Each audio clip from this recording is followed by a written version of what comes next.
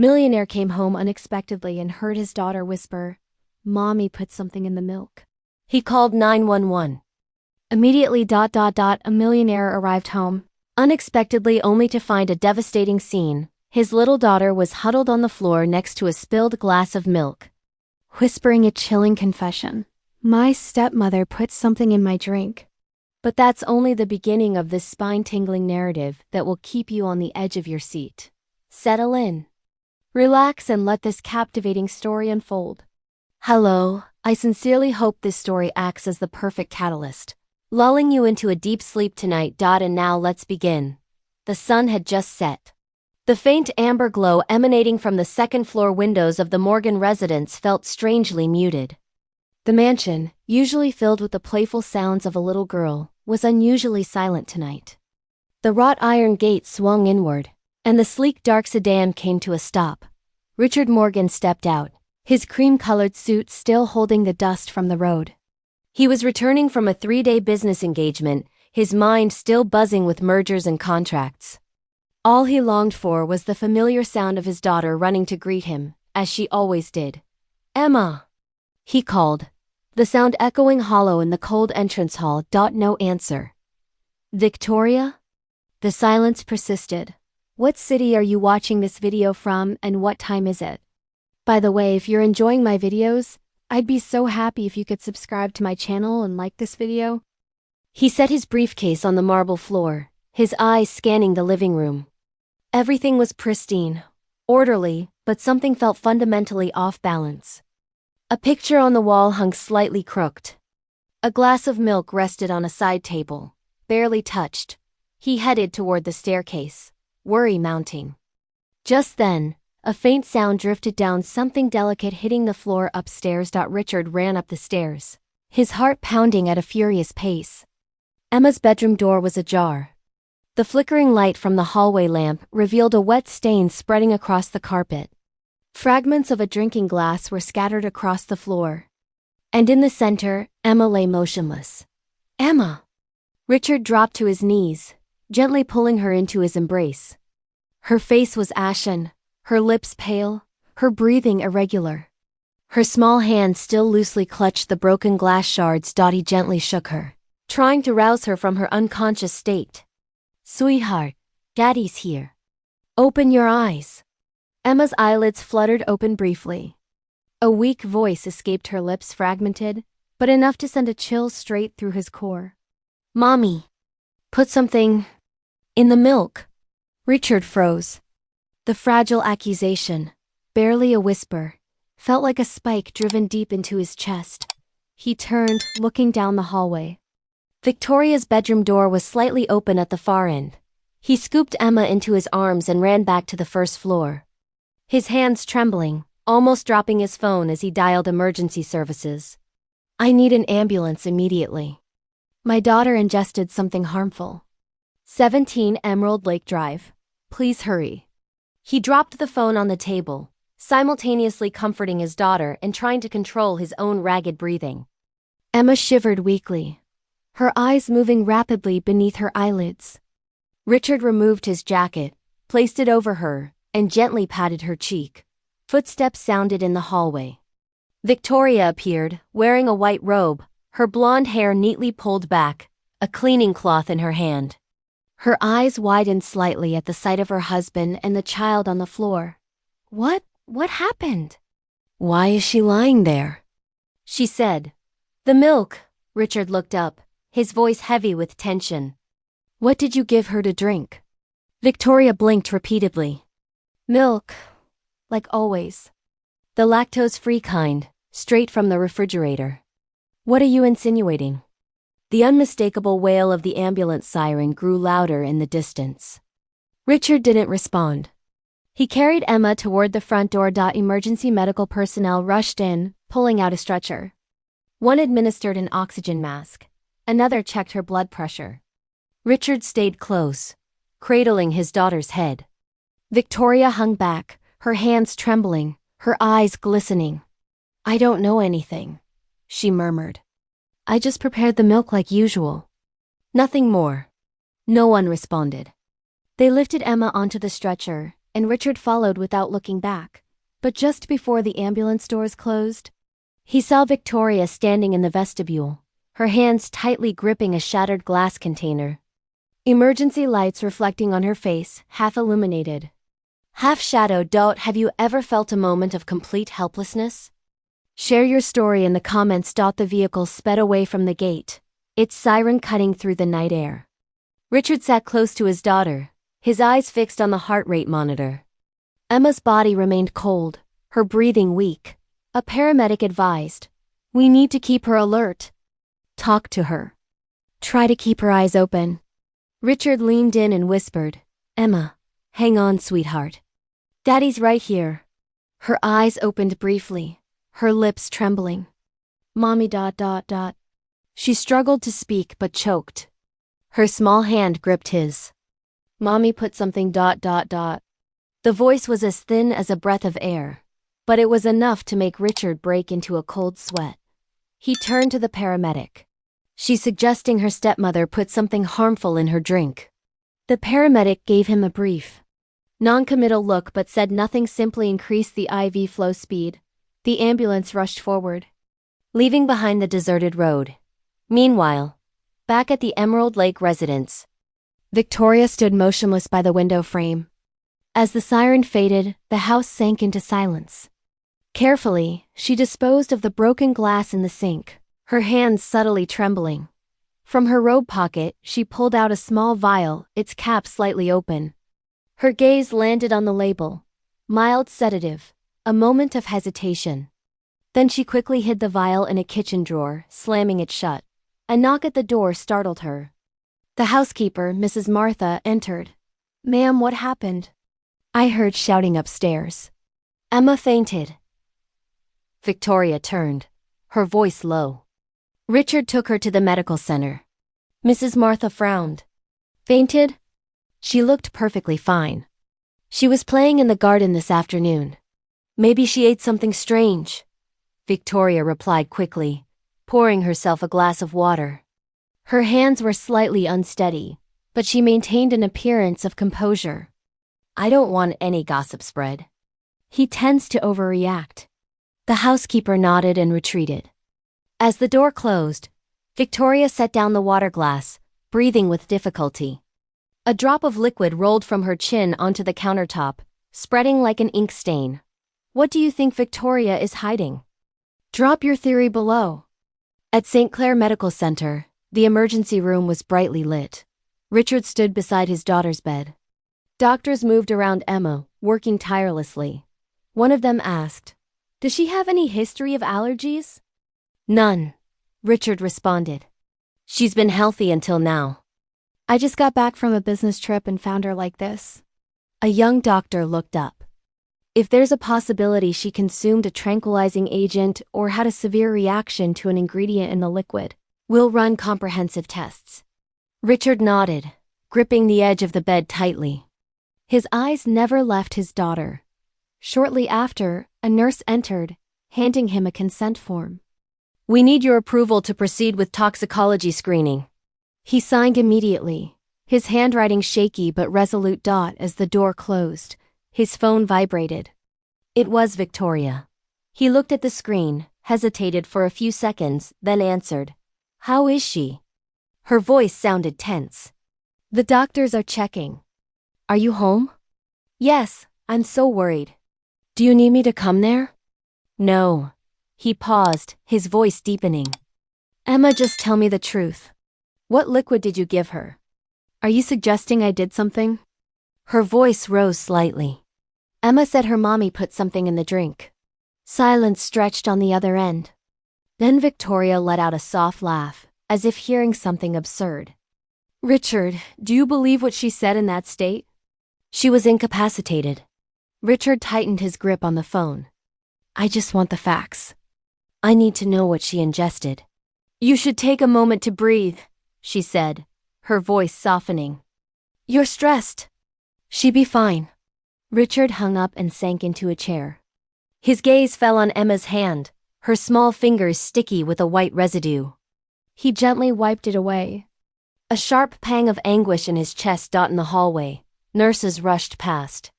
the rhythmic tapping of their shoes on the floor blending with the constant beeping of the heart monitor. If you were Richard, what would you do next? Let me know in the comments. That night, as the medical center fell silent, Richard sat alone by the window, looking out toward the parking area. A light rain was falling, streetlights reflecting shimmering patterns on the glass. He remembered his daughter's words, the memory replaying endlessly in his mind. Mommy put something in the milk. Across town, Victoria opened the refrigerator and took out the partially consumed milk carton. She stared at it for a long while, then slowly emptied the contents down the drain. The cascading sound of liquid felt hollow and prolonged as the water carried it away. She looked up, catching her reflection in the kitchen window. Her eyes no longer shone, they were cold and clouded. Her hand moved to the drawer, paused for a few seconds, then quickly retrieved the vial she'd hidden earlier and slipped it into her purse. The next morning, Richard was still at the medical center. The doctor approached him, holding test results. We detected traces of a mild tranquilizing agent. The dosage wasn't life-threatening, but it was enough to cause a strong reaction in a child's system. Richard remained silent for a long moment. Then he uttered just one sentence. "Doctor, please preserve the test samples for me." After the doctor left, Richard turned to look at his daughter. Emma was still sleeping peacefully, her small hand moving slightly, then gripping his finger in the distance. The sun was barely rising, light streaming through the window glass. Richard looked outside, his face rigid, stripped of the composure of a successful businessman. Inside, something had begun to change, a feeling that was no longer mere suspicion, but absolute certainty. Do you think Richard will find the truth? Comment below. And across town, at the hillside mansion, Victoria picked up her phone, dialing a number. Her voice was low but clear. "He's suspecting. We need to plan our next move." On the other end, a man's voice responded briefly. "Leave it to me." She hung up, pressing her lips in silence. At St. Clair Medical Center, the antiseptic scent mixed with the steady rhythm of nurses' footsteps, creating a cold, sterile cadence. Outside the recovery room, Richard sat upright, hands clasped in front of him. Through the window, Emma still lay peacefully, the faint needle marks on her small arm causing him distress. The doctor approached, his voice slow and deliberate. She had a strong reaction to the protein in the drink. "We've stabilized the situation, but we need to observe her for a few more days." Richard nodded, thanked him, and returned to his seat. Before he could settle completely, he heard familiar footsteps. Victoria appeared with a bag of belongings, her face pale beneath hastily applied makeup. "I brought some clothes." "What did the doctor say?" "She's better." But the doctor mentioned the liquid had double the normal amount of protein. He spoke without looking at her. Victoria paused slightly. "I must have grabbed the adult carton by mistake. But they look so similar." She stopped mid-sentence, forcing a tense smile. "My mistake. I'll be more careful next time." Richard remained silent, just looked through the glass partition where his daughter slept. Her small face tucked under the white blanket. "Have you ever made a mistake that had serious consequences?" Share below. The elevator doors opened. Mrs. Martha, the middle-aged housekeeper, stepped out carrying a fruit basket. "Mr. Morgan, I came to visit the little one." "Such a poor angel," she said. "I could stay and help care for her for a few days." Richard nodded. "Thank you. Emma has always appreciated you." Mrs. Martha looked through the window, sighing. "I know she always had trouble taking that liquid. She often cried when forced." "Maybe," Victoria interrupted. "There's no need to speculate. I prepared it. No one forced anyone." In that instant, the two women's eyes met. A brief look, but enough to make the air thicken with tacit tension. That afternoon, the doctor returned with a folder in hand. The test results show the liquid itself was clean, no evidence of chemicals or bacteria. However, the protein level was unusually high. Victoria offered a faint smile. "I guess I didn't read the instructions properly." The doctor nodded slightly and left. Richard stared at her for a long time. "A regular carton with double the protein? That's hard to accept." Victoria avoided his gaze. Are you questioning me? I just want to ensure this doesn't happen again. She inhaled deeply, trying to maintain composure. I'll switch to a different brand. Is that satisfactory? He offered no response. Silence stretched until a nurse entered to check the floor pump. Victoria pressed her lips together, placed the clothing bag on the table, and walked away. What would you do if someone you trusted broke that trust? Let me know. That night, the medical center dimmed its lights. Richard stayed in the recovery room, sitting beside the bed, gently stroking his daughter's hair. Emma slept deeply, her eyelashes fluttering with each breath. His phone vibrated. It was Ricardo Marino, his financial advisor. Richard, I just received a strange email. Someone contacted the firm claiming to be a relative and asking to meet you. A relative? Richard looked up, frowning. What name? Daniel. He mentioned he used to live in Boston. Claims he's your brother. Richard froze. A cold sensation ran down his spine. Daniel died 8 years ago in an accident. Could be a name coincidence, Ricardo said quickly. But this individual knows precise details about the incident, even your birth date. Richard gripped the phone tightly. Send me the information. I'll investigate. He hung up, sitting in stunned silence. The image of a vehicle engulfed in smoke on the highway flashed through his mind, emergency lights flickering under rain. A child's faint cry before everything went dark. A soft sound made him turn. Emma whimpered quietly, her forehead glistening with perspiration. He leaned in, taking her hand. Sweetheart, Daddy's here. Everything's fine. Her lips trembled, her voice foggy. Daddy. Don't let Mommy make the drink again. Richard stopped breathing. He heard clearly her tense whisper. Her small hand gripped his finger, then relaxed once more. Before we continue, please take a moment to leave a comment about this story and rate it from 1 to 10. How are you feeling? If there's anything you'd like to share, I'm always here to listen. I hope you find a moment of peace and reflection as you follow this healing story and its journey of courage and justice. Emerald Lake. Victoria opened the door and entered. The kitchen was brightly lit. She rolled up her sleeves, turned on the faucet, and began washing the drinking containers. Each one was cleaned twice, dried, and arranged neatly. Then she opened the cabinet, taking out each milk carton one by one, even those that hadn't been opened. All were discarded in the trash bin. She stood still for a moment, inspecting the kitchen as if reviewing a crime scene. Then she opened a drawer, retrieving the vial she'd hidden the day before. She gripped it tightly, then placed it in her coat pocket. The phone in her pocket vibrated. Victoria answered, her voice dropping low. If you come back, everything will fall apart.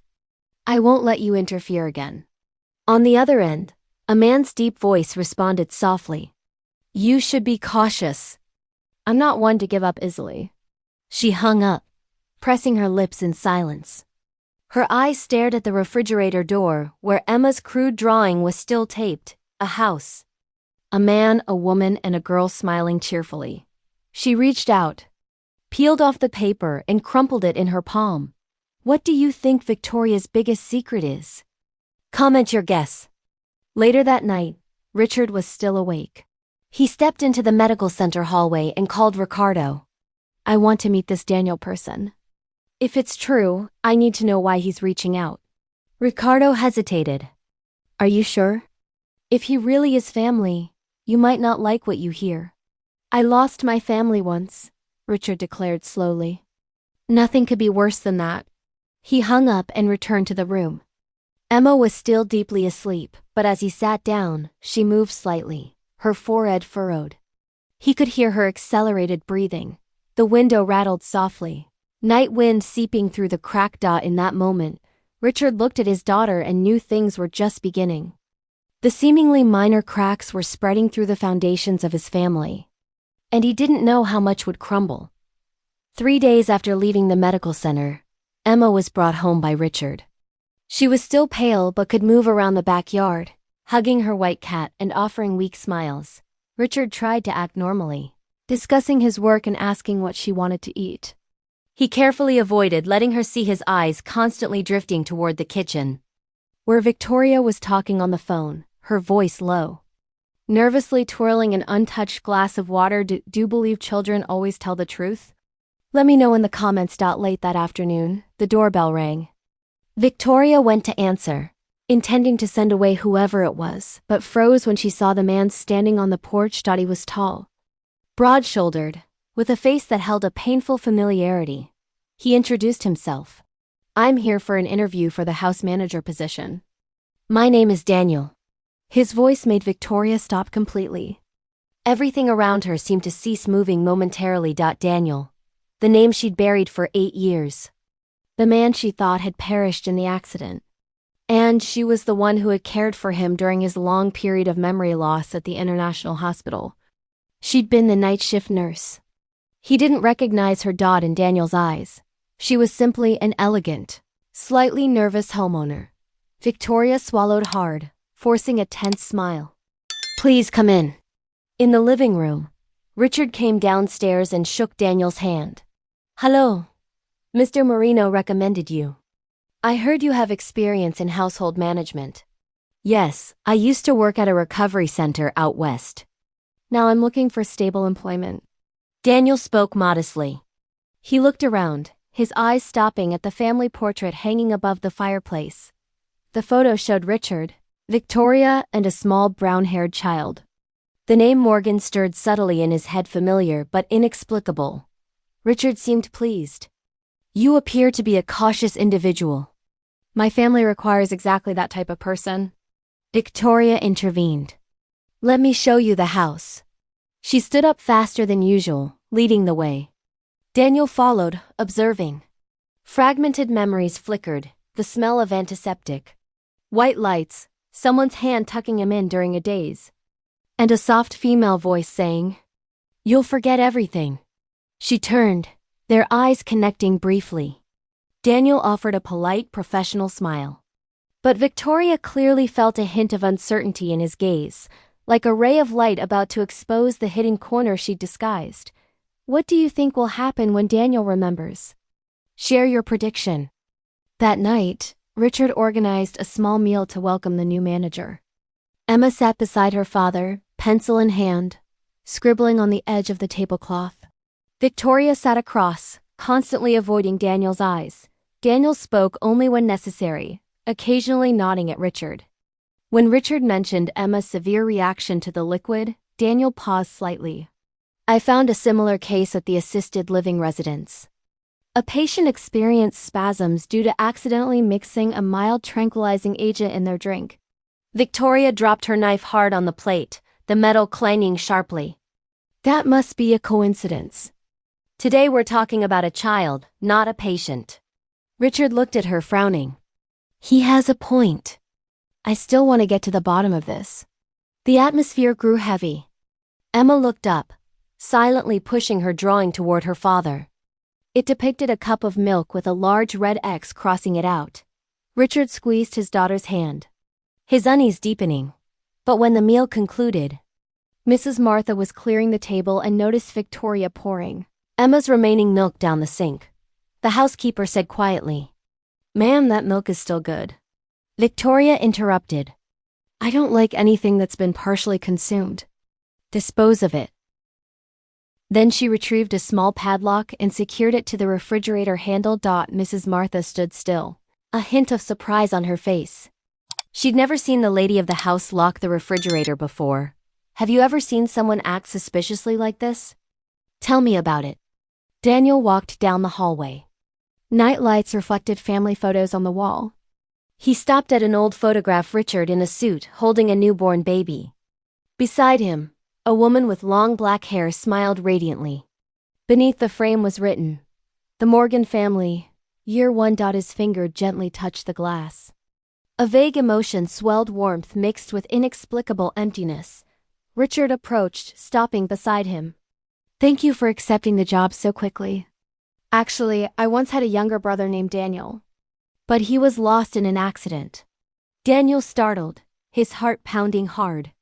He tried to keep his voice steady. "That's truly regrettable. I understand the feeling of losing a loved one.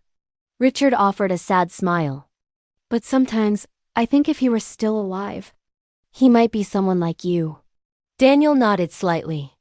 But fragmented images began appearing in his mind, a hospital sign. A white bed, a woman with an ID badge that read Victoria H. And a small vial she used to hide behind the utensil tray. He stepped back, suppressing his internal agitation. As night fell, the Emerald Lake mansion wrapped itself in pale yellow light. Victoria stood on the balcony, wine glass in hand, watching Daniel below as he conversed with Mrs. Martha. In the garden. His profile in the moonlight made her heart contract. 8 years ago she thought he'd vanished forever.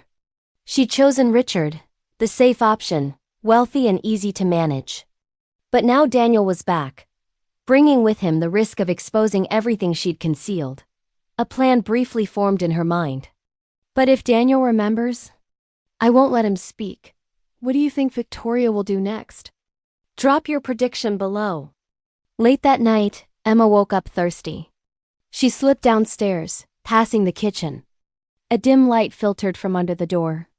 She heard her stepmother whispering on the phone. He's suspecting. Don't let him talk to Robert.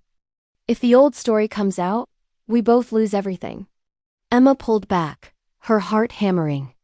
But as she turned, the doll in her hand fell to the floor, making a dry, sharp sound. The kitchen door burst open. Victoria emerged, her face rigid with tension. She saw Emma, a smile appearing quickly, then fading. Still not asleep? Emma swallowed, unable to speak. Victoria approached, placing a hand on the child's shoulder. What did you hear? The child bowed her head, her voice trembling. Nothing. I was just thirsty. Victoria's hand tightened on the child's shoulder. If you tell anyone, I'll make your father believe you're making things up. Understand? Emma nodded weakly, tears in her eyes. Victoria released her, adjusted her nightgown, and offered a weak smile. Good girl. Now go back to sleep. As Emma walked away, the kitchen light flickered and went out. The room fell into absolute silence. Victoria stood, her hand resting on the drawer where the vial was hidden. But in the darkness, her gaze hardened, holding only one thought. If Daniel remembers, he'll have to vanish again. The morning unfolded in quiet tension. Sunlight streamed through the curtains, illuminating the long dining table. Emma sat quietly at one end, nibbling on dry toast. Her eyes avoiding the woman across from her. Victoria pretended not to notice, pouring milk into her own cup. The rich, sweet aroma made the child subtly pull back her chair, her face pale. Richard left the house early. He told Emma he'd only be gone a few hours, but he intended to spend all day resolving his business affairs, preparing to take time off at home with his daughter. Before leaving, he instructed Mrs. Martha, the housekeeper, "Don't leave Emma alone today." At the firm, Norma, Richard's trusted assistant, opened her morning email. Amid the list of reports appeared an unusual message, no sender name. The content was brief but chilling. The Morning Light Foundation is being drained of funds overseas. The authorized signatory is Victoria Morgan. Norma frowned, opening the files to search the charity donations section. Bank statements showed numerous transactions transferring funds to a private medical account in Switzerland, coinciding with the time Richard was on a business trip to Europe. She examined the signature closely. Richard Morgan. The handwriting was authentic, but the signature date fell outside the period when he was physically present in the United States. She took notes, intending to call him when her phone rang an unknown number. When she answered, a hoarse male voice spoke, "Don't interfere, miss. Some things Mr. Morgan doesn't need to know." "Stay quiet and you'll be safe." The call disconnected, leaving a long, chilling dial tone. Norma sat still, her heart racing.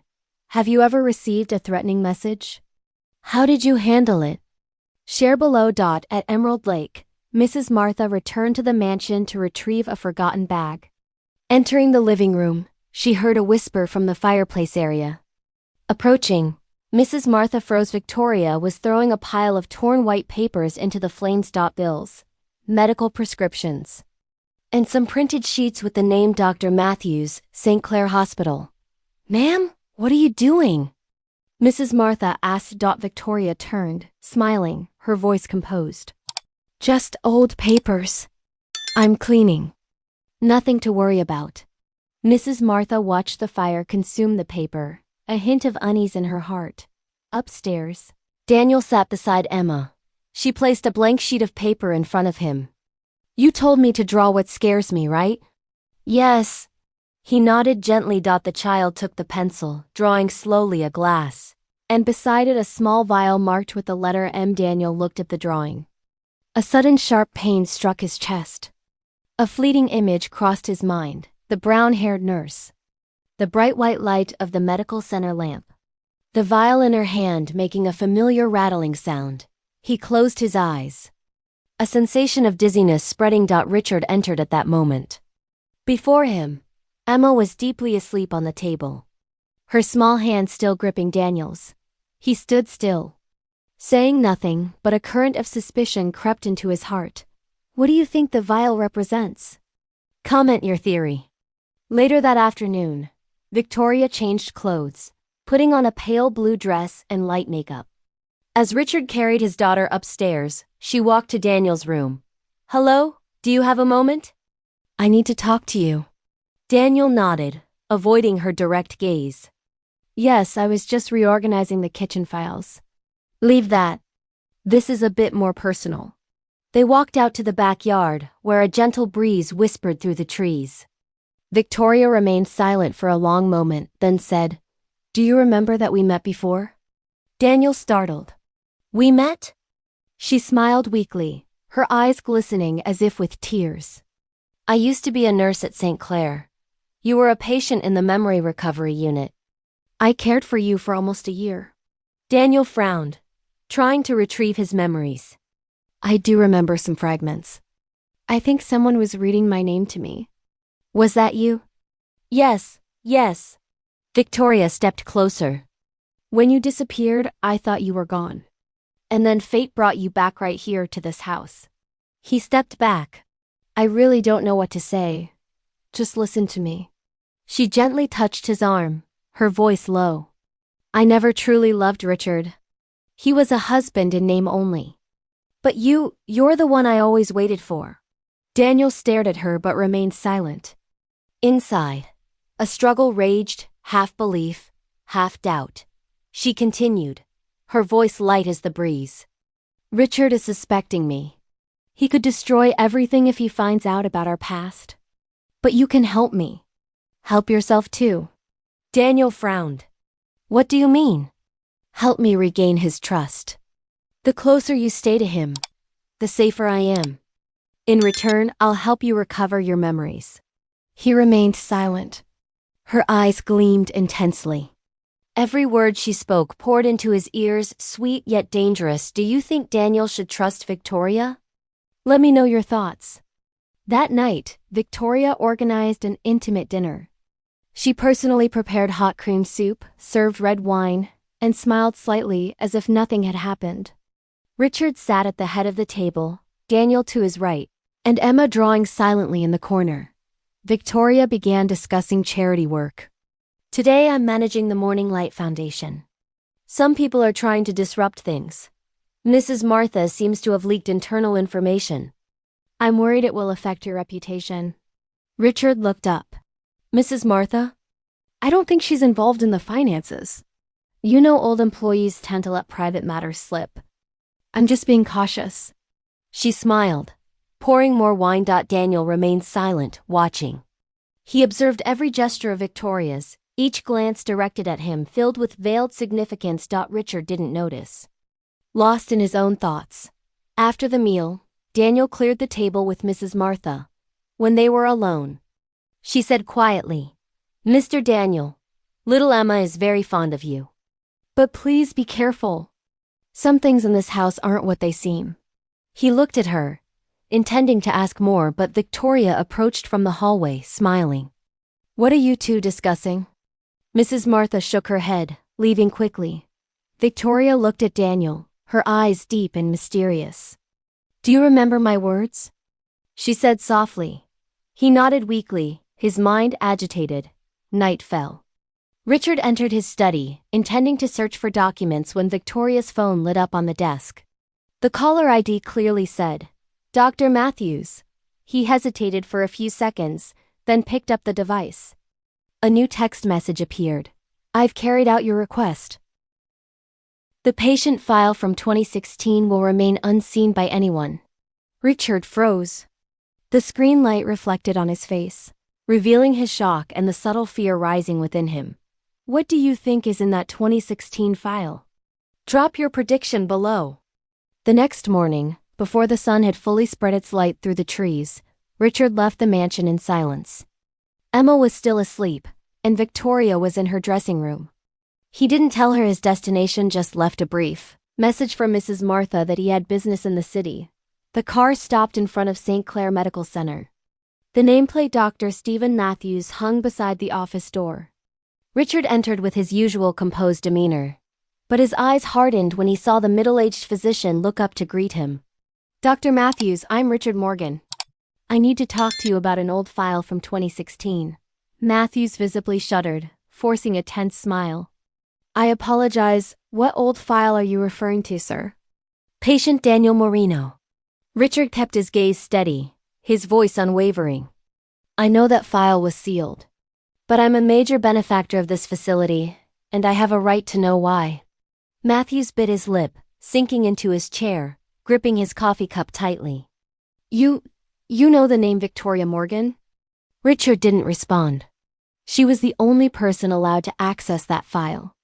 "All I know is the patient Daniel Moreno suffered severe trauma and temporary memory loss.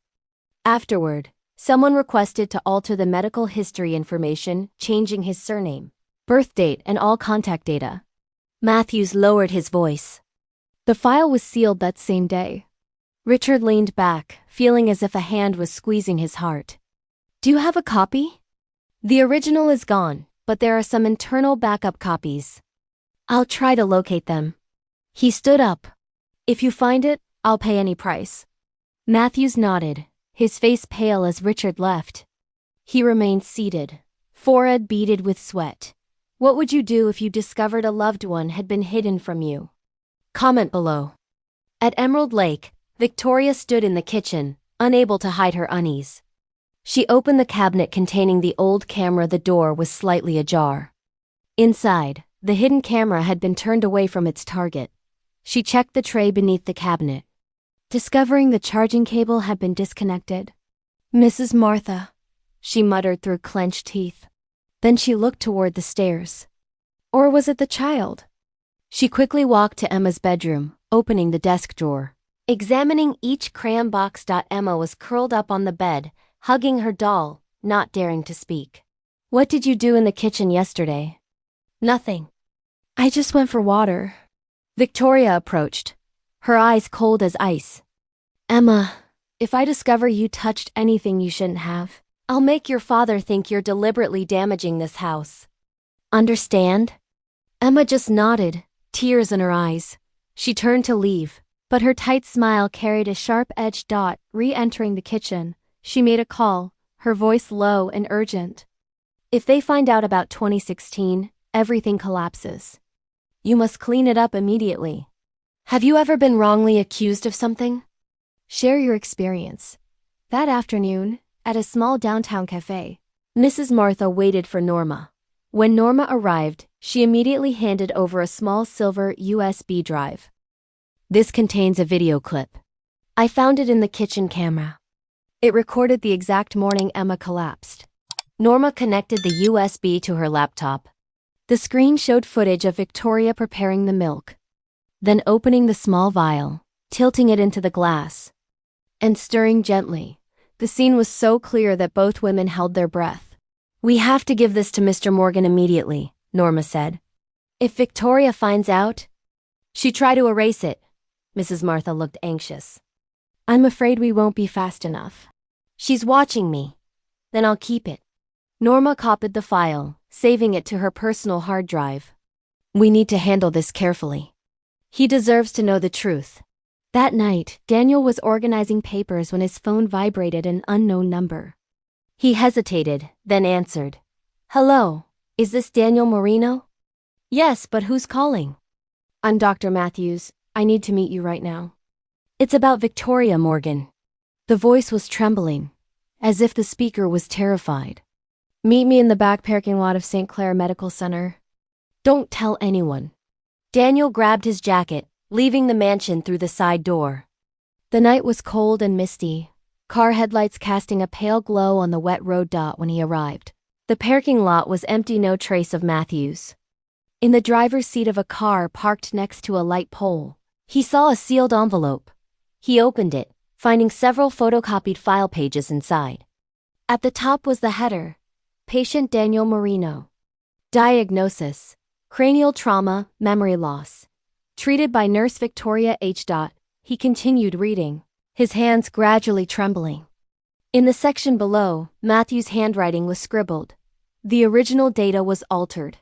Victoria changed the patient's identity, altering his surname, birth date, and contact details so no one could find him. Shattered memories flooded his mind. The woman's voice sang softly, "You'll forget everything." Daniel looked up, his heart pounding hard. It turned out the person who saved him, who cared for him, was Victoria. And she had hidden from Richard the fact that he was alive for 8 years. How would you feel if someone erased your identity? Tell me in the comments. He pulled out his phone and dialed. The line buzzed with static, then Richard's voice, mixed with wind sound. I'm at the center. I already know. Daniel, what do you know? Samuel asked urgently. I know everything. The signal cut off abruptly. The screen went dark. Daniel turned to leave when a shadow appeared behind him. Daniel. Victoria stood there, dressed in a long coat, her blonde hair loose, her face chillingly composed. You shouldn't have come here alone. Daniel gripped the envelope tightly, his eyes reflecting a mix of anger and pain. Tell me, what did you do to me? She walked slowly toward him, her lips slightly curved. It's not what I did to you. It's that Victoria saved you. Loved you. Kept you safe when the whole world abandoned you. He stepped back, his heart racing. You hid me from my brother. Why? She tilted her head, her voice calm as a whisper. Because when you lost your memory, I was everything to you. I won't let anyone take that away from me. Not even your brother. The distance between them was now only a step. In the darkness, Victoria's eyes held a strange light, part longing, part malice. Daniel held the file tightly in his hand as she softly whispered, Do you want to know why I hid you? She took a slow step toward him. Because you lost all your memories, Daniel. I just wanted to keep you away from old pain. If you knew who you were, if you remembered, you would have broken down again. You expect me to believe that? Daniel clenched his fists. You deceived me. Made me live under a name that wasn't mine. You claimed to love me, but you just wanted to control me. Victoria looked at him, her eyes gleaming. Didn't I care for you every night when you didn't know who you were? I loved the person you were then, not the name, not the past. And what about my brother? Daniel interrupted, his voice hoarse. You hid me so you could be his wife. The smile on Victoria's face vanished abruptly. A fleeting emptiness appeared in her eyes. Richard never truly understood me. But you're different, Daniel. We have a connection you can't deny. Daniel stepped back, his mind in conflict. Faint memories resurfaced, the nurse sitting by his bedside, her cold hand, her voice soft as a lullaby. Let it go. All the past only makes you weak. He looked at her directly, his gaze now resolute. No, Victoria. You're the weak one. Because you're afraid of the truth. He turned to leave, abandoning her in the middle of the parking lot. Victoria called after him. If you expose me, you'll regret it. But Daniel was gone, disappearing behind the row of vehicles. She pulled out her phone, her hand trembling slightly. I need Matthew's backup data immediately. Otherwise, everything ends. She hung up, her eyes red but her mouth curved in a cold, determined smile. What do you think Victoria will do next? Drop your prediction. Downtown, Norma hurried through the hallway of the Morgan Group building, gripping the USB drive. She intended to meet Richard, but the security guard stopped her. Mr. Morgan is in an urgent meeting with the board of directors. No one is allowed entry. But I have critical documents, Norma whispered, trying to stay calm. It concerns the charity fund and Mrs. Victoria. The guard looked apologetic. I understand, but the order is clear. No interruptions. The meeting is being broadcast live to the board in London. Norma sat down to wait reluctantly, her hand clutching the USB tightly. In the 30th floor conference room. Lights reflected on the black wooden table. Richard stood before the screen, displaying the files Matthews had sent. This is a copy of the manipulated file from 2016, he said slowly. Patient name, Daniel Marino. Party requesting alteration. Victoria H. She fabricated the record, erased the patient's true identity, and established a shell company to transfer funds from the Morning Light Foundation to a private account. A board member, Mrs. Guzman, frowned. We conducted a trace and found the transfers matched the account at Integrated Wellness. The legal owner is Victoria Morgan. Richard clenched his fist, feeling the table cool beneath his touch. He looked out the window beyond. The sky over the city was misty gray. Within him, a heavy feeling surged. Betrayal. He realized that for all these years, she hadn't just deceived him, she'd systematically dismantled the family he had. The surge of anger mixed with disgust made his hands tremble. But his eyes still retained the cold composure of someone accustomed to confronting betrayal. He quickly wrote a message to Mrs. Martha. Keep everything secure. Don't leave the house until I arrive. At the same time, Mrs. Martha was tidying upstairs. Opening the bottom drawer of Victoria's vanity, she discovered a small wooden box, its lid carved with the letter E. A premonition led her to open it. Inside were numerous photos of Emma sleeping, smiling, crying, clearly taken secretly from a hidden camera. Beneath them were small notes filled with scribbled text. Wakes at 6:30. Drinks milk at 7. Usually sits by the second-floor window. Mrs. Martha shuddered, quickly stowing the wooden box in her bag and rushing out of the room. Have you ever discovered something that completely shocked you? Share below.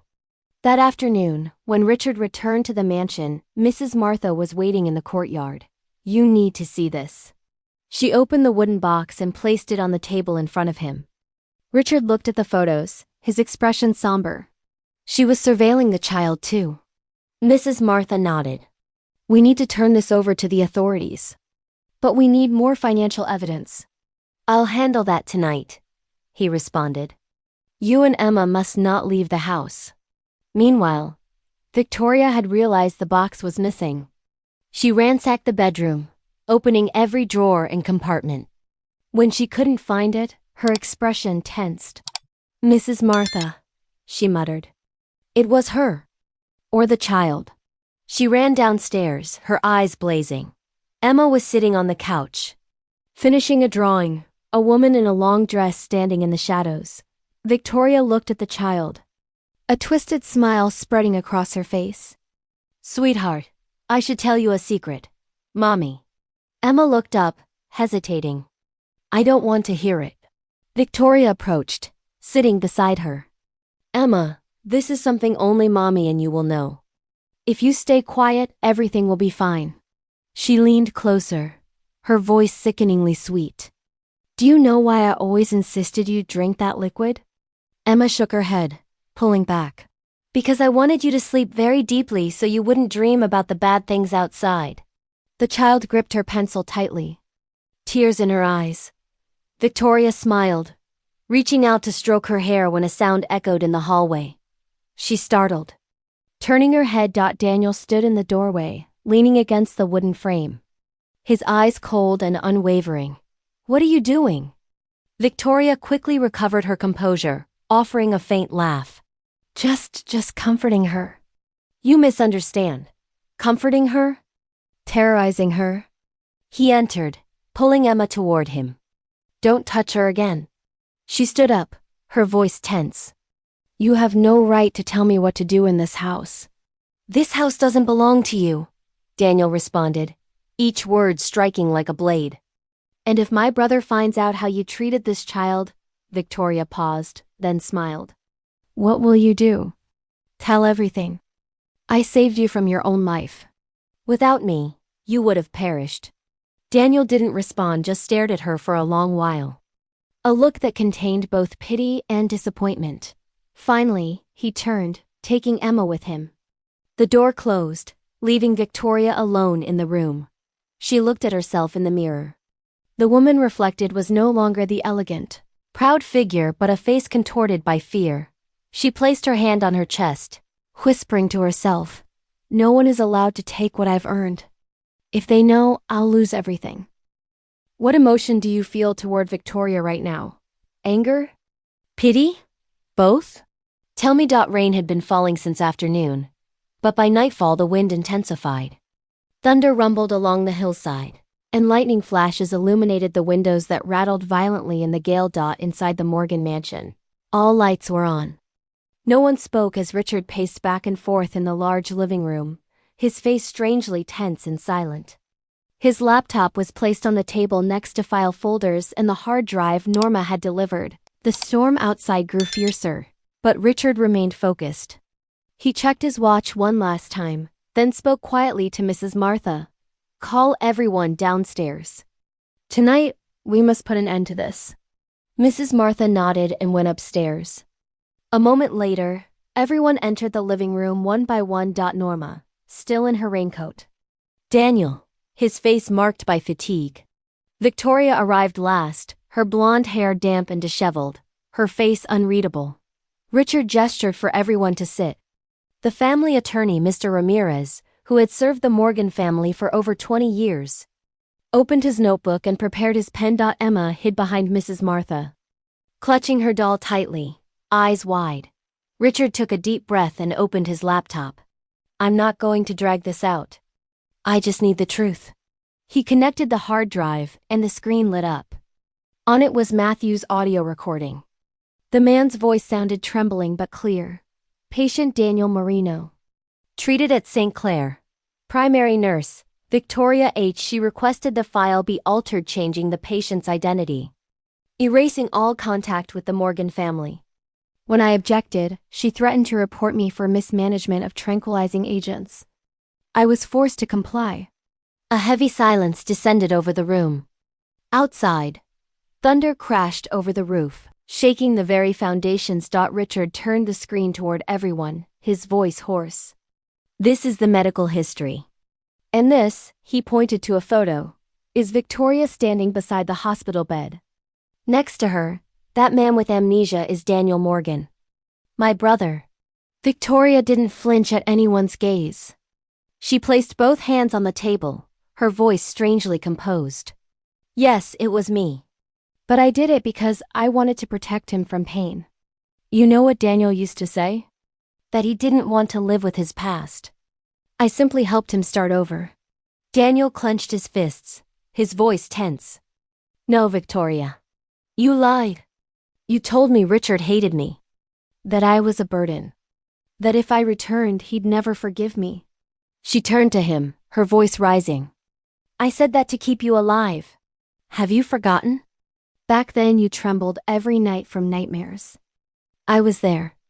I took care of every meal, every pill, You loved me?" Daniel laughed, a choked sound. "Loving me means stealing my real name, erasing my memories, and turning me into a tool to get closer to my brother?" Victoria bit her lip, her eyes red. "You don't understand. Richard never saw me as a real wife. I was always in his shadow." "Daniel, you were the only one who truly saw me. How would you react if you were in this room right now? Comment below." Richard stood up, his voice calm but each word striking like a hammer. "You want me to believe all this was for love? While you used my name to authorize money transfers, establishing shell companies to drain the entire charity fund." He signaled to Norma. She placed a stack of bank statements on the table. "These are transactions from the Morning Light Foundation. Millions of dollars transferred to the Integrated Wellness account. Legal owner, Victoria Morgan."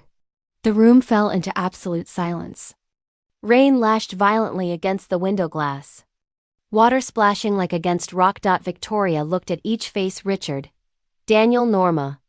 Mrs. Martha, all watching her in silence, the fear in her eyes, gradually transformed into something else.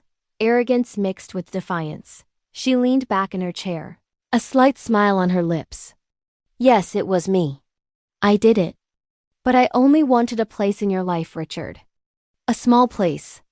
You never saw me, even though I was right beside you. Richard shook his head, walking slowly closer. And you chose to destroy everything just to be seen? Victoria jumped to her feet, slamming her hands on the table. You don't understand. You have everything: reputation, wealth, a perfect family, while I had to live in your shadow, with words of pity. Daniel intervened, his voice bitter. You talk about love, but in your eyes is only the fear of being forgotten. That's not love, Victoria. It's obsession. She turned to him, her gaze a mix of tears and hatred. Don't act like you're purer than me. You depended on me to exist. I was only doing what was necessary to keep what belongs to me. Just then, the sound of police sirens cut through the distance, mixing with the rain. Richard looked at Norma. She'd called them earlier. Attorney Ramirez nodded quietly. The police are on their way, Mrs. Morgan. Victoria looked out the window, holding her breath. Are you planning to turn me in? I'm not, Richard responded. The truth will. For a moment she stood motionless. Then she suddenly bolted, running up the stairs, the sound of her heels echoing. Daniel chased her, with Richard right behind. The second-floor bedroom door was wide open. Victoria stood at the window's edge, rain soaking her. She held a set of keys and a file folder in her hand, papers spilling out wet and stuck together. No one's going to take my life away, she screamed, her voice cracking. Victoria, stop. Richard kept his distance, hands extended. You can explain it all, but don't do anything foolish. You think the police will believe me? She laughed loudly, her voice resonating through the thunder. You're always right. Always noble.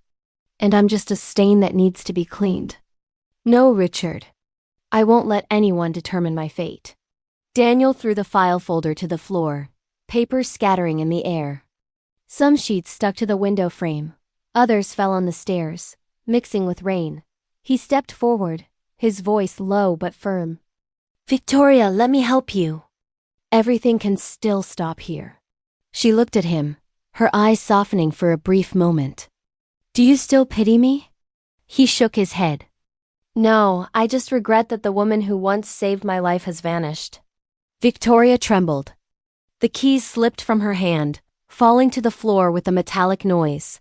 The sound of police calling from below echoed. She closed her eyes, tears mixing with rain. If there's another life, I wish I'd never met either of you. The authorities rushed in, restraining her before she could cause herself harm. Victoria didn't resist. She allowed them to place handcuffs on her wrists, walking down the hallway, slowly stepping over the scattered papers on the staircase. Emma stood there. The child bent down silently, picking up a photograph, the old image of Victoria as a nurse. She walked over and handed it to Richard. Daddy, this is hers, the child whispered, eyes tearful. Richard took the photo, his gaze troubled. In the intermittent light, he saw only the woman in the image smiling gently, bearing no resemblance to the person. Just escorted away. The police escorted Victoria through the door. She didn't look back at anyone. Rain lashed her face, her coat covering her thin figure, blonde hair dripping water. The moment the door closed, only the howling wind and fading footsteps remained. Emma clung to her father's hand. Daddy, will everything be okay? Richard knelt down, squeezing her small hand tightly. It will be okay, sweetheart. Every storm eventually passes. Lightning flashed, illuminating the faces of father and daughter. On the table, the remaining papers belonging to Victoria trembled subtly in the wind, silent witnesses to the lies that had just dissolved. News of Victoria Morgan's arrest spread like wildfire. Photos of her being escorted from the Emerald Lake mansion appeared on every morning newspaper's front page. Richard's phone rang incessantly, but he didn't answer. At the house, Richard sat at the dining table, holding a cup of cold coffee. Daniel stood by the window, looking toward the garden where the cherry tree was losing its leaves. "I'm stepping away from work," Richard said. "At least until the legal proceedings conclude." Daniel turned, nodding gently. "You don't have to carry the entire burden. I can help. You already have. But right now, I need to be here for her. Norma will take over temporarily." He paused, looking at Daniel. "Are you going to stay?" Daniel remained silent, his gaze distant. The wounds from Victoria's manipulation were still fresh. He didn't know if he deserved to stay. Mrs. Martha entered, gently placing a blanket over Emma. "She's sleeping better now," she whispered. "But she still startles every time she hears a vehicle outside." Richard felt indebted to everyone present, to his brother, to the loyal housekeeper, and above all, to his own daughter. 3 weeks later, the courthouse downtown was packed. The marble steps outside were crowded with reporters, cameras flashing continuously. Inside, the courtroom was cold and formal wooden benches, fluorescent lights, and the American flag hanging beside the judge's bench. Richard entered wearing a navy suit, Emma's hand in his. The child wore a simple white dress, clutching her teddy bear. Daniel followed behind, along with Mrs. Martha and Norma. On the other side of the room, Victoria sat at the defendant's table. She wore a plain gray dress, her blonde hair pulled back simply, no makeup. When Victoria's eyes met Richard's, she looked away immediately. The judge entered. Everyone rose. The People versus Victoria Morgan. Charges include fraud, conspiracy to commit fraud, child endangerment, and identity manipulation. How does the defendant plead? Victoria stood slowly. "Guilty, Your Honor." A murmur rippled through the courtroom. Richard felt Emma's hand tighten around his. The prosecutor stood and presented the overwhelming evidence. Dr. Matthews' testimony, the video footage from Mrs. Martha, the bank statements, Daniel's medical records showing the identity manipulation. "Your Honor, the evidence is clear. Mrs. Morgan systematically manipulated medical records, transferred over $3 million from a charitable foundation to private accounts, and endangered a minor through administration of sedatives without medical supervision." When it was time for victim impact statements, Richard stood. "Your Honor, my daughter Emma is 8 years old. For the past year, she lived in fear in her own home. She was drugged, manipulated, and made to believe she was the problem. The woman who promised to care for her instead used her as leverage in a scheme for money and control." He paused, his voice thick with emotion. "But today, I don't stand here seeking revenge. I stand here asking for justice, not just for Emma, but for my brother Daniel, who lost 8 years of his life. And for all the children who might have been helped by the foundation that was stolen from." The judge turned to Victoria. "Mrs. Morgan, do you wish to make a statement?" She stood slowly, her hands trembling. "Your Honor, I don't expect forgiveness. I don't deserve it. I grew up with nothing. When I became a nurse, I thought saving lives would fill the emptiness inside me. But it didn't." She looked at Daniel. "When Daniel came to my care, broken and without memory, I saw an opportunity. Not to help him, but to keep him. To have someone who needed me. And when I met Richard, I saw security, wealth, a life I'd never have on my own." Tears streamed down her face. "I told myself I loved them. But love doesn't manipulate. Love doesn't steal. Love doesn't poison a child's milk to keep her quiet." She turned to Emma. "I'm sorry. I know those words mean nothing now, but I am so deeply sorry." The courtroom was silent except for the sound of her quiet sobs. The judge spoke, his voice firm and measured. "Mrs. Morgan, your actions were calculated and cruel. You exploited the vulnerable, stole from charity, and endangered a child. However, your guilty plea in cooperation with investigators will be considered." He struck his gavel. "I hereby sentence you to 15 years in state prison, with eligibility for parole after 10. You are permanently barred from contact with Emma Morgan and from any position involving fiduciary responsibility or childcare." The gavel struck again. "This court is adjourned." Officers approached Victoria. As they led her away, she looked back one last time. Emma met her eyes, not with hatred, but with something else. Understanding, perhaps. Or simply closure. Richard knelt beside his daughter. How do you feel? I feel lighter, Daddy, like I can breathe again. Outside the courthouse, reporters swarmed. Richard made a brief statement. My family has been through an ordeal, but we're healing. I want to thank the investigators and especially Mrs. Martha and Norma for their courage in coming forward. Justice was served today, not through revenge, but through truth. The Morning Light Foundation is being rebuilt. Under a new name, with a new mission. We're calling it Morning Haven, a center for children who've experienced trauma. Because every child deserves a safe place to heal. The cameras flashed. Emma waved shyly from behind her father's leg. The next day, Richard began the process of officially dissolving his marriage. The house at Emerald Lake was sold. The proceeds divided between settling debts and funding the new foundation. Daniel moved into a small apartment downtown, but spent most days at Richard's new home, a modest colonial with a backyard big enough for Emma to play. One evening, as they assembled furniture for Emma's room, Daniel spoke quietly. I've been thinking about Victoria's sentencing. Richard looked up. And? 15 years. Part of me thinks it's not enough, but another part feels sorry for her. Richard set down his screwdriver.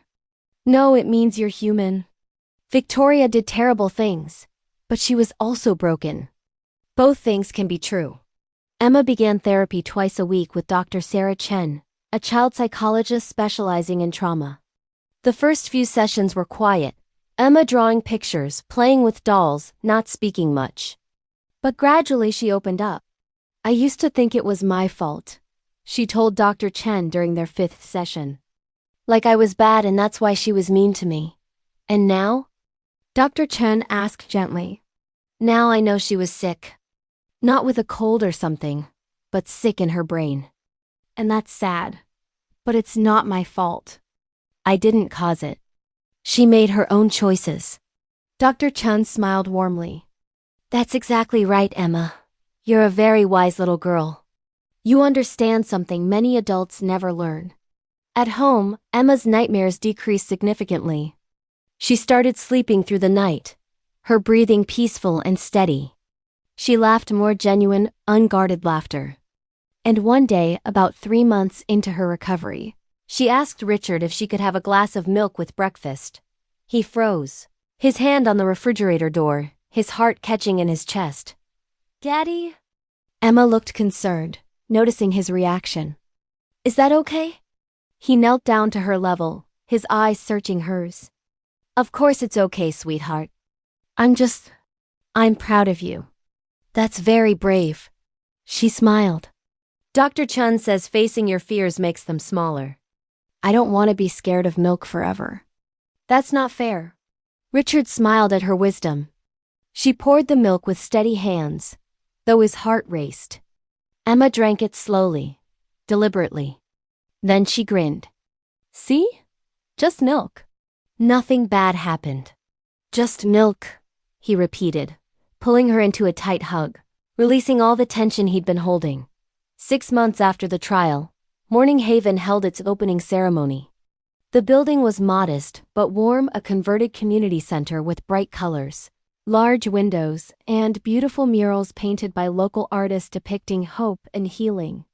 The staff included a therapist, 2 teachers, a nurse, and numerous volunteers passionate about trauma recovery. Norma managed the finances with meticulous care, ensuring every dollar was accounted for and used effectively. Mrs. Martha oversaw the daily operations, her warm presence making every child feel safe and valued. Daniel led the outdoor activities program, teaching kids to garden, to build things, to find confidence in creation rather than destruction. On opening day, 20 children attended ranging from ages 6 to 12, all referred by social services or family courts. Each carried their own invisible wounds. Emma helped greet them at the door, moving with natural compassion. Hi, I'm Emma. Don't be scared. Everyone here is really nice, she said to each child. One little girl, no older than 7, clutched a worn stuffed rabbit tightly. I'm Lily. Are there mean grown-ups here? Emma knelt down to her level, meeting her eyes with understanding. No mean grown-ups. I promise. Only helpers who care about you. Lily's eyes welled with tears. Promise? Promise. Emma took her small hand gently. Come on, I'll show you the art room. We have lots of colors and nobody here says you did anything wrong. Richard watched from the doorway, his throat tight with emotion. Mrs. Martha appeared beside him. She's going to help so many kids, Mr. Morgan. I know. She already helped me. That afternoon, Richard gathered all the children in the main room, sitting together on colorful cushions in a circle. Welcome to Morning Haven. This is a place where you're safe, where nobody will hurt you or lie to you, where you can be scared or angry or sad, and that's okay. You're not alone anymore. A boy raised his hand carefully. What if we mess up? Then we help you fix it. Richard replied simply, his voice warm.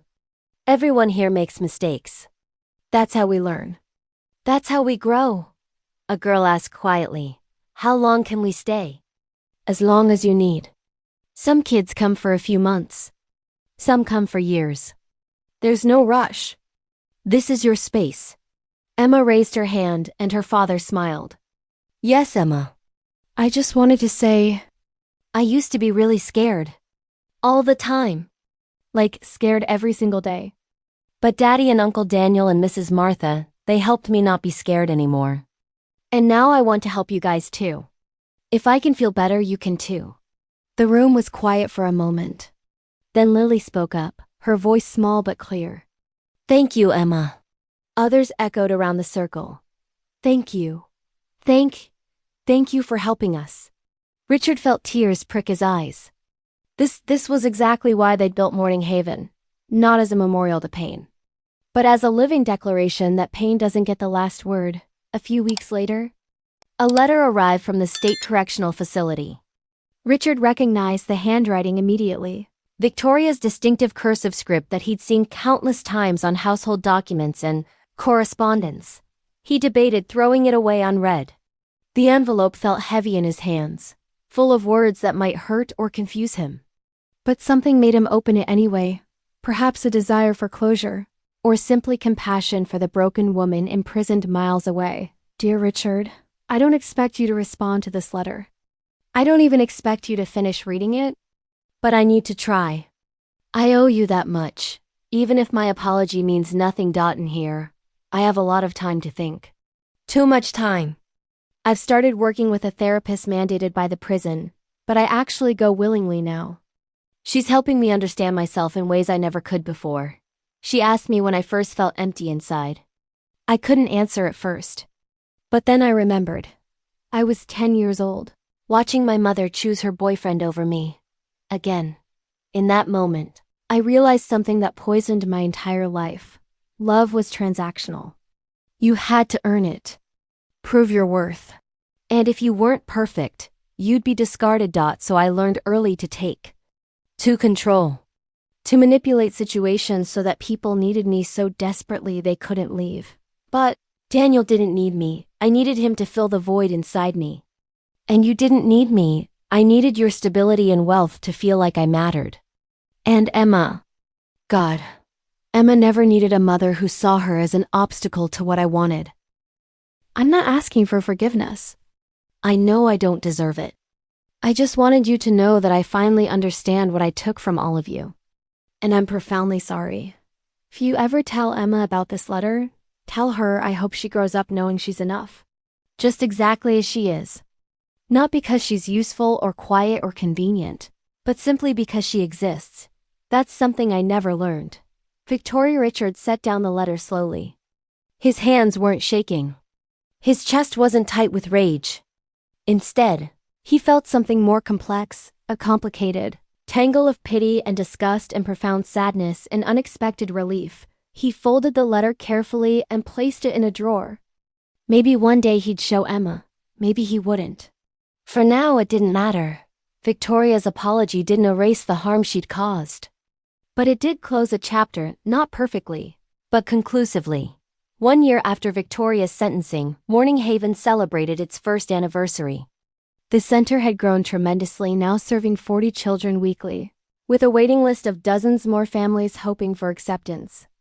Local news covered the event extensively, calling it a beacon of hope rising from tragedy. And the story resonated deeply with the community. Emma, now 9, had grown taller, more confident, with a maturity that only comes from surviving darkness and choosing light. She wore her favorite blue dress and stood beside her father as he cut the ribbon for the new playground extension, a symbol of their expanding mission to heal more children. Speech! Speech! The crowd chanted enthusiastically. Richard laughed, raising his hands. All right. I'll keep it short, I promise. He looked around at the gathered crowd, at the children playing freely, at the volunteers serving cake, at Daniel helping a boy climb the monkey bars, at Mrs. Martha wiping away happy tears, at Norma snapping photos to document the milestone. A year ago, my daughter and I were drowning in despair. We'd been betrayed by someone we loved and trusted, and we didn't know how to move forward or if we ever could. But we learned something vital. Healing isn't about forgetting the pain. It's about remembering and deliberately choosing to build something beautiful and good from the ruins. He pulled Emma close. Morning Haven exists because of one little girl's extraordinary courage. Emma, you survived something truly terrible. And instead of staying angry or consumed by fear, you decided to help others survive too. I'm so incredibly proud of you. Emma blushed as the crowd applauded warmly. She took the microphone shyly, her small voice confident. Hi. I just wanted to say, if you're scared right now, it's okay. I was scared too. Really scared.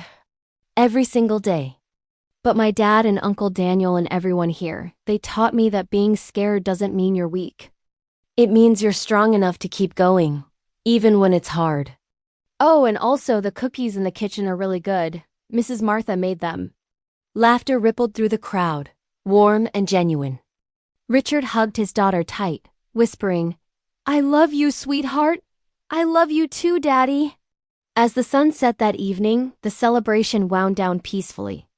Richard and Daniel sat on the new playground benches, watching Emma play with a group of children, all laughing freely. You think she'd be okay? Daniel asked quietly. I think she already is, Richard replied with certainty. She's more than okay. She's extraordinary. She gets that from you. Richard shook his head firmly. No, she gets that from herself. I just gave her a safe place to bloom. They sat in comfortable silence, listening to the sound of children's laughter, perhaps the most healing sound in the world. Across the playground, Emma helped Lily across the balance beam, another child who'd walked through the doors of Morning Haven broken and was now learning to smile again. See? You did it. I told you that you could. Lily beamed. Can we do it again? As many times as you want. And in that perfect moment, with the golden light of late afternoon surrounding them, with laughter echoing through the air, with healing happening in real time, Richard understood something profound. The darkness Victoria brought into their lives hadn't won. It had, inadvertently, planted seeds of light. And those seeds had grown into Morning Haven, into second chances. Into undeniable proof that even the deepest wounds can transform into wisdom and hope. That night, after Emma went to bed, Richard sat in his study. On his desk was Victoria's letter, window into her fractured mind and tortured childhood. Beside it lay the court documents, the evidence, and a photo, the last family picture before everything fell apart. Richard's family, frozen in a moment of innocent happiness that would never return unchanged. He looked at that photo for a long time. Victoria smiling that calculated smile. Emma innocent and trusting. Himself oblivious to the danger within his own home. Then he placed the photo face down in the drawer and closed it firmly. Tomorrow was a new day. Tomorrow, more children would walk through Morning Haven's doors, carrying their own stories of pain and fear. Tomorrow, Emma would help them feel safe and valued. Tomorrow, Daniel would teach them to build and create. Tomorrow, Healing would continue one child. One day at a time. And that was enough. Richard turned off the light and climbed the stairs slowly. He paused outside Emma's room, listening to her soft breathing. Peaceful. Safe. Home finally. Truly home. He whispered into the darkness. We made it, sweetheart. We really made it through. And as he walked to his own room, he carried no anger. No bitterness. Just deep, abiding gratitude for the journey that brought them here, to this moment of peace earned through unbearable pain. Of light discovered in profound darkness. Of a father and daughter who refused to let betrayal define them or diminish their capacity to love and hope. Outside, the first stars appeared in the clear night sky. And somewhere, in a cell hundreds of miles away, Victoria looked at those same stars and wondered if, in some small way, the wreckage she'd caused had accidentally built something beautiful. She'd never know for sure. But maybe, just maybe, that was her redemption, not in being forgiven, but in knowing that despite her worst efforts, love had won anyway. Underscore. Thank you for following Richard and Emma's journey through darkness into light. If this story touched your heart, please subscribe, like, and share your thoughts below. What will you take away from this story? Until next time, may you always find light, even in your darkest moments. Good night, and sweet dreams.